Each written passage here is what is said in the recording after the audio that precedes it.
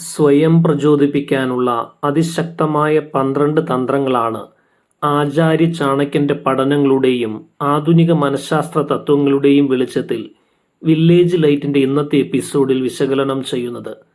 Skip ചെയ്യാതെ 12 തന്ത്രങ്ങളും മനസ്സിലാക്കുന്നത് ജീവിതത്തിൽ ഏറെ പ്രയോജനം ചെയ്യുമെന്നുറപ്പാണ്. ഒന്നാമതായി, ഉദ്ദേശ്യസിദ്ധി. ജീവിതത്തിൽ വ്യക്തമായ ലക്ഷ്യങ്ങളില്ലാത്ത മനുഷ്യൻ കടലിൽ ദിശ തെറ്റിയ കപ്പൽ പോലെയാണ്. അതൊരിക്കലും തീരത്തെത്തുന്നില്ല. ലക്ഷ്യങ്ങൾ എത്ര വ്യക്തമാണോ അത്രയും മനസ്സിന്റെ ഊർജം കേന്ദ്രീകരിക്കാൻ സാധിക്കുമെന്നാണ്. അവ ഒരു പ്രകാശസ്തംഭം പോലെ ഇരുട്ടിൽ വഴി കാണിക്കുന്നു. ലക്ഷ്യങ്ങൾ വെറും ആശയങ്ങളായി നിൽക്കരുത്, അവയെ എഴുതി ദൃശ്യവൽക്കരിക്കുക. Specific, measurable, achievable, realistic, time bound എന്നീ ക്രൈറ്റീരിയകൾ പാലിക്കണം. ഉദാഹരണത്തിന്, ധനം സമ്പാദിക്കുക എന്നതിന് പകരം വരുന്ന 3 വർഷത്തിനുള്ളിൽ എൻ്റെ വരുമാനം 30% വർദ്ധിപ്പിക്കുക എന്നത് ലക്ഷ്യമിടുക. ഇത് ബോധപൂർവമായ പ്രവർത്തനങ്ങൾക്ക് രൂപം നൽകുന്നു. ഓരോ ദിവസവും ഈ ലക്ഷ്യങ്ങളുമായി ബന്ധപ്പെട്ട ചെറിയ ഘട്ടങ്ങൾ തിരിച്ചറിയുക. ലക്ഷ്യങ്ങൾ മറന്നുപോകാതിരിക്കാൻ അവയെ നിങ്ങൾ പതിവ് കാണുന്ന സ്ഥലങ്ങളിൽ ഫോൺ വാൾപേപ്പറായോ നിങ്ങൾ ഇരിക്കാറുള്ള മേശയ്ക്ക് മുൻപിൽ എഴുതി ഒട്ടിക്കുകയോ ചെയ്യുക. ഓരോ ലക്ഷ്യങ്ങളും നേടിയെടുക്കുമ്പോൾ ചെറിയ ആഘോഷങ്ങൾ നടത്തി ഊർജം നിലനിർത്തുക. രണ്ടാമതായി, അഫിർമേഷൻ, പ്രേരക വാക്കുകൾ. ചാണക്യൻ ഉത്സാഹത്തെ വിജയത്തിന്റെ ഏകാധിപതി എന്ന് വിശേഷിപ്പിക്കുന്നു. ഒരു പണിയിൽ അധികം കഴിവുണ്ടായാലും ഉത്സാഹമില്ലെങ്കിൽ പുരോഗതി ഉണ്ടാവുകയില്ല. എന്നാൽ കുറഞ്ഞ കഴിവുള്ളവർ പോലും ഉത്സാഹത്തോടെ പ്രവർത്തിച്ചാൽ അതിശയിക്കുന്ന ഫലങ്ങൾ കാണിക്കും. ഉത്സാഹം ഒരു ഇന്ധനം പോലെയാണ്. അത് ക്ഷീണിച്ച സമയങ്ങളിലും നിങ്ങളെ മുന്നോട്ട് നീങ്ങാൻ സഹായിക്കുന്നു. ഓരോ ദിവസവും നിങ്ങൾ നേടിയ ചെറിയ വിജയങ്ങൾ, ഉദാഹരണം രാവിലെ 6 മണിക്ക് എഴുന്നേൽക്കുക, അതല്ലെങ്കിൽ 5 മണിക്ക് എഴുന്നേൽക്കുക, ഒരു പുതിയ സ്കിൽ പഠിച്ചു തുടങ്ങുക, ഒരു ജേണലിൽ ഇതൊക്കെ രേഖപ്പെടുത്തുക. ഇത് ഡോപാമിൻ രാസവസ്തു തലച്ചോറിൽ ഉൽപ്പാദിപ്പിച്ച് തൃപ്തിയും ഊർജവും നൽകുന്നു. വൈകുന്നേരങ്ങളിൽ ക്ഷീണം അനുഭവപ്പെടുമ്പോൾ ഉത്സാഹം നിലനിർത്താൻ പ്രേരക വാക്കുകൾ, അഫിർമേഷൻ ഉപയോഗിക്കുക. എനിക്ക് കഴിയും, ഞാൻ ശക്തനാണ്, ഓരോ ഘട്ടവും വിജയത്തിലേക്കുള്ള വഴിയാണ്. ഇത്തരം വാക്കുകൾ മനോധർമ്മത്തെ പുനഃസംവിധാനം ചെയ്യുന്നു. മൂന്നാമതായി, അഭ്യാസ വൈഭവം. ഒരു കഴിവ് 1000 പ്രാവശ്യം ആവർത്തിച്ചാലും അതിൽ പൂർണ്ണത കണ്ടെത്തണമെന്നാണ് ചാണക്യന്റെ അഭിപ്രായം. ഒരു കുടം തുള്ളി തുള്ളിയായി നിറയുന്നത് പോലെ ദൈനംദിന അഭ്യാസത്തിലൂടെ മാത്രമേ വൈദഗ്ധ്യം നേടാനാകൂ. ഏകാഗ്രതയോടുള്ള അഭ്യാസം, ഡെലിബറേറ്റ് പ്രാക്ടീസ് വേണം. അതായത് ഒരു സമയം ഒരു കഴിവിൽ മാത്രം ശ്രദ്ധ കേന്ദ്രീകരിക്കുക. ഉദാഹരണത്തിന്, ഇംഗ്ലീഷിൽ സംസാരിക്കാൻ പഠിക്കുന്നവർ ദിവസവും 20 മിനിറ്റ് ഫ്ലുവൻസി പരിശീലനത്തിനായി മാറ്റിവെക്കണം. ആവർത്തനത്തിലൂടെ തലച്ചോറിലെ നാഡീപാളികൾ, ന്യൂറൽ പാത്വേസ് ശക്തിപ്പെടുന്നു. പുരോഗതി അളക്കാൻ റെക്കോർഡ് സൂക്ഷിക്കുക. ഒരു കലണ്ടറിൽ ഒരു ദിവസം നിങ്ങൾ പരിശീലനം നടത്തിയ മിനിറ്റുകൾ രേഖപ്പെടുത്തുക. 21 ദിവസത്തെ സ്ഥിരമായ അഭ്യാസത്തിന് ശേഷം ഇതൊരു ശീലമായി മാറും. നാലാമതായി, കാലജ്ഞാനം. സമയം മരണത്തേക്കാൾ ശക്തനാണ് എന്ന ചാണക്യവാക്യം ഓർക്കുക. നഷ്ടപ്പെട്ട സമയം തിരികെ കിട്ടുകയില്ല. അതുകൊണ്ട് ഓരോ നിമിഷവും പ്രധാനപ്പെട്ടതാണ്. പലരും താൽക്കാലികമായി സുഖം നൽകുന്ന വ്യാമോഹങ്ങളിൽ സമയം കളയുന്നു. സമയം മാനേജ് ചെയ്യാൻ ചെയ്യേണ്ട കാര്യങ്ങൾക്ക് മുൻഗണനാക്രമം തയ്യാറാക്കുക. ഒന്നാമതായി, അടിയന്തരവും പ്രധാനപ്പെട്ടതുമായ കാര്യങ്ങൾ. രണ്ടാമതായി, പ്രധാനമാണെങ്കിലും അടിയന്തരമല്ലാത്തവ. ഓരോ രാവിലെയും 10 മിനിറ്റ് ചെലവഴിച്ച് ദിവസത്തെ മുൻഗണനാ പട്ടിക തയ്യാറാക്കുക. മോസ്റ്റ് ഇമ്പോർട്ടന്റ് ടാസ്ക് ആദ്യം പൂർത്തിയാക്കുക. അഞ്ചാമതായി, ബുദ്ധിസമത്വം. ഭയം, ലോഭം, ദേഷ്യം തുടങ്ങിയ വികാരങ്ങൾ ബുദ്ധിയെ അന്ധമാക്കി തീരുമാനങ്ങളെ വിഷവൽക്കരിക്കുമെന്ന് ചാണക്യൻ തിരിച്ചറിഞ്ഞു. യുക്തിപൂർവമായ ചിന്തയ്ക്ക് മാനസിക സമാധാനം അത്യാവശ്യമാണ്. ഇത് ആധുനിക മനഃശാസ്ത്രത്തിലെ ഇമോഷണൽ ഇന്റലിജൻസ് എന്ന ആശയവുമായി യോജിക്കുന്നു. വികാരങ്ങൾ ഉയർന്നു വരുമ്പോൾ സ്റ്റോപ്പ് എന്ന് പറയുക. ദിവസവും 10 മിനിറ്റ് ധ്യാനം ചെയ്യുക. ശ്വാസത്തിൽ ശ്രദ്ധ കേന്ദ്രീകരിക്കുക.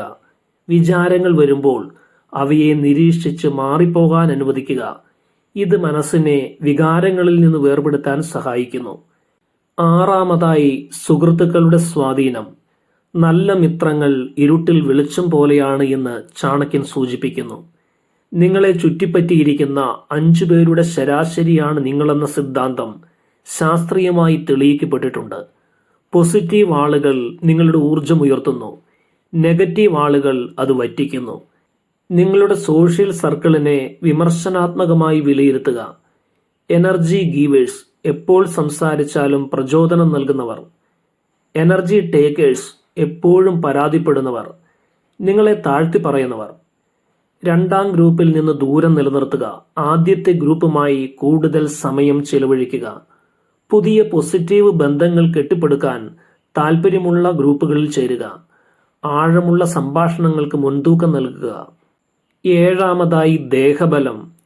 ആരോഗ്യമില്ലാത്തവനൊന്നും സാധ്യമല്ല എന്നത് ചാണക്യന്റെ നിഷ്കർഷയാണ്. ശരീരം മോശമാകുമ്പോൾ ശ്രദ്ധ, ഓർമ്മശക്തി, നിർണയശേഷി എന്നിവയെല്ലാം തകരാറിലാകുന്നു. ശാരീരിക ആരോഗ്യം മാനസിക ശക്തിക്ക് അടിത്തറയാണ്. ത്രിമുഖ സമീപനം ഇതിനാവശ്യമാണ്. ഒന്നാമത് വ്യായാമം. ദിവസവും 30 മിനിറ്റ് തീവ്രമല്ലാത്ത വ്യായാമം, അതായത് വേഗത്തിൽ നടത്തം, യോഗ, സൈക്കിൾ സവാരി മുതലായവ. ഇത് എൻഡോർഫിൻസ് പുറത്തുവിട്ട് മാനസിക തളർച്ച കുറയ്ക്കുന്നു. രണ്ടാമതായി ആഹാരം.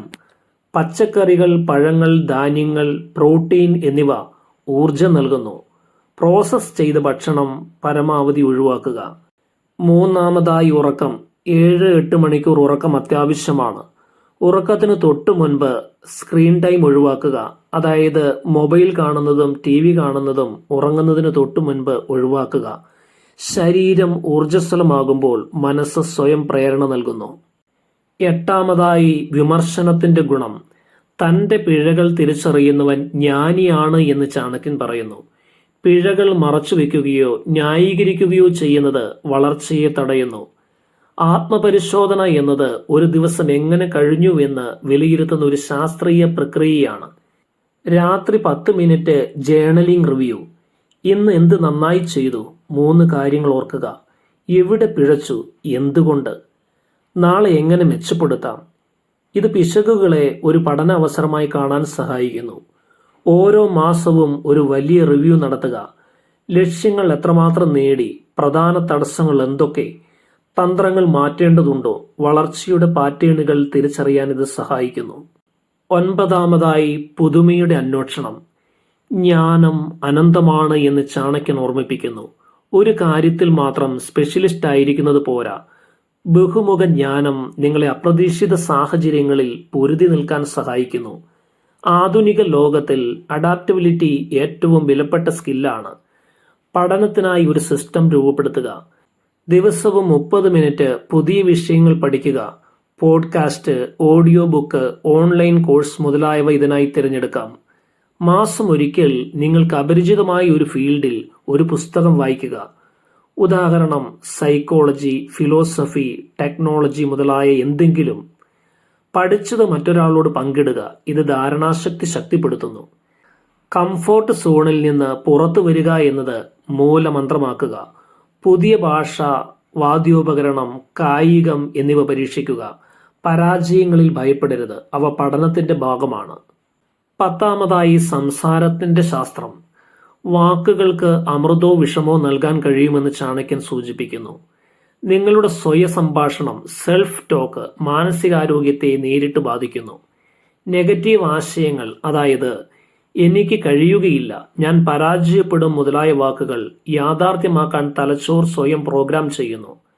സ്വയ സംഭാഷണത്തെ പുനരൂപപ്പെടുത്തുക. നെഗറ്റീവ് വാക്കുകൾ പോസിറ്റീവായി മാറ്റുക.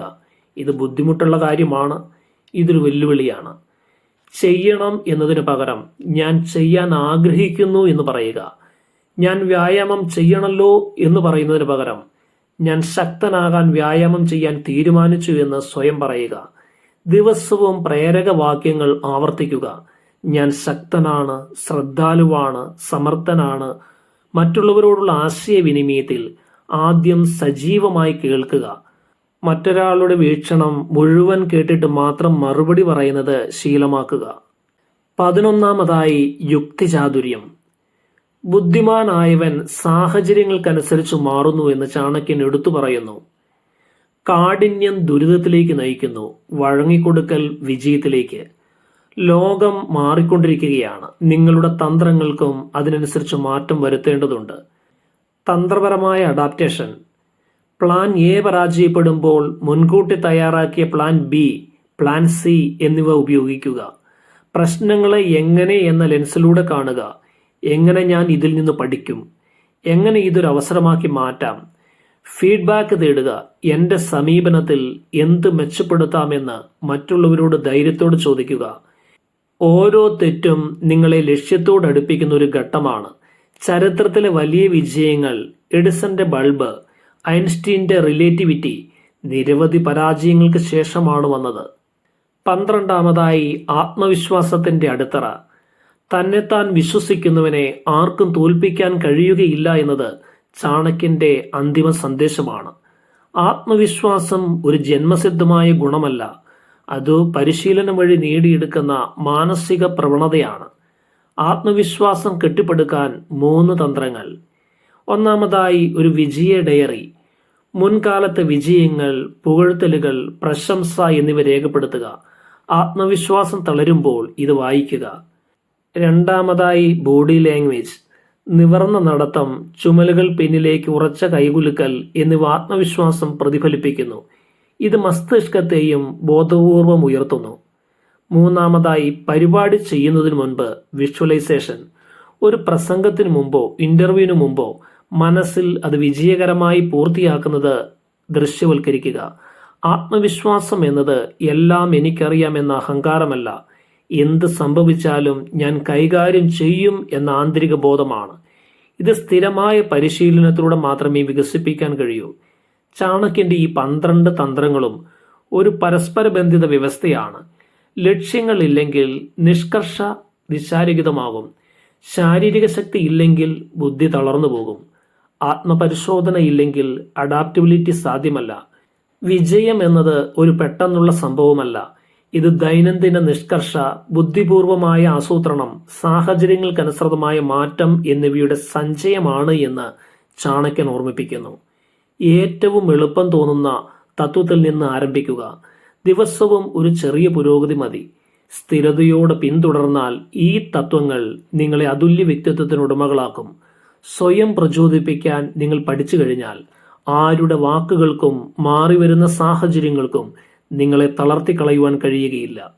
ഇന്നത്തെ അധ്യായം ഏവർക്കും പ്രയോജനപ്രദമായി തീരട്ടെ എന്ന് ആശംസിക്കുന്നു. വില്ലേജ് ലൈറ്റിന്റെ എല്ലാ സ്നേഹിതർക്കും ഹൃദയം നിറഞ്ഞ നന്ദി.